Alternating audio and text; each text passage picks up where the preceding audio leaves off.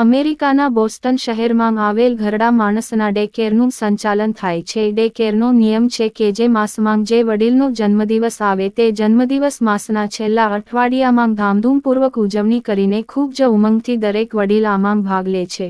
આ એપ્રિલ માસમાં ભૂપેન્દ્રભાઈ પટેલનો જન્મદિવસ 26 એપ્રિલ હતો. ડે કેરમાં આફ્રિકન દીકરીઓ નર્સ તરીકે સેવા આપે છે. ડે કેરમાં 100 જેટલા વડીલો છે. દરેક વડીલને દરરોજ ફૂલ દાળ, ભાત, શાક, રોટલી, મિષ્ટાનનું ભોજન આપવામાં આવે છે.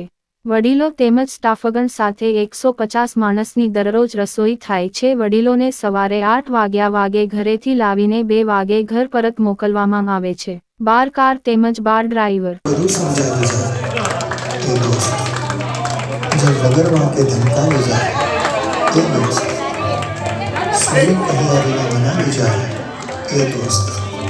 जो तुम्हारी मर्यादा निकाली जाए ये दोस्त। वाह वाह नानी बातें को नहीं आगे उसने मोड़ू देखा था अंदर कौन है जो विश्वास तुमने टकावी जाए ये दोस्त। तुम्हारी खूबी नहीं खामी परवारी जाए ये दोस्त। तुम्हाરું દુઃખ જેને ડાલી જાય એ દોસ્ત। જે વગર બોલાને આવી જાય ભોપો વટ વાળો જે પોતે હારી ને તમને જીતાડી જાય એ દોસ્ત। જે પોતે હારી ને તમને જીતાડી તાળીઓના ગડગડાટ થઈ જાય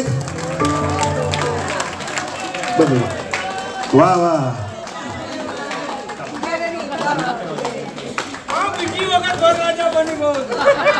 વરરાજા કન્યા વાયરલેસલી દૂર છે કનેક્ટિકટમાં ચલો અને ટેમ્પરરી આપણે એક કામ કરીએ છીએ કન્યા આપી દઈએ છીએ ચલો ચલો સરસ પ્લે મ્યુઝિક તાળીઓનો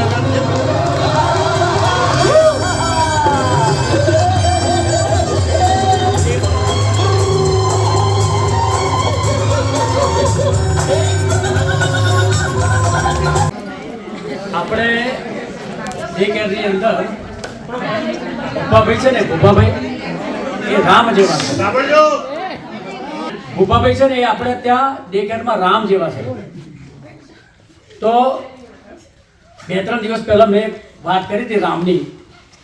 તો આજે એક બીજો જ પ્રસંગ એવો રામનો હું તમને કહું કે એવો એક બીજો પ્રસંગ દરિયાની પેલે પાર લંકામાં થયો હતો. તો લંકાની અંદર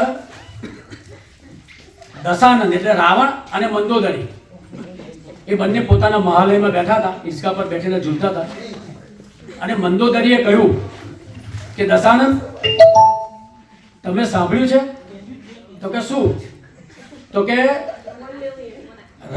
જે પેલા વાનરો અને રીછો છે એમણે દરિયાની અંદર પથરા નાખ્યા રામ લખીને. એ બધા પથરા તરવા માંડ્યા અને એના સેતુબંધ બંધાવવા માંડ્યા. તો તમે વિચાર કરો કે રામના લખેલા પથરા જો તરતા હોય તો એ વ્યક્તિ કેટલી મહાન હશે અને એ વ્યક્તિ કેટલો શક્તિશાળી હશે. તો રાવણે કહ્યું કે આમાં શું કહે છે કે હું શક્તિશાળી છું, હું કહે છે રાવણ લખીને પથરો નાખું તો તરે કે તો કે ના તરે કે. તો બંને વચ્ચે ચીબાચૂડી થઈ. એટલે બંને જણાએ રાતે રાત નક્કી કર્યું.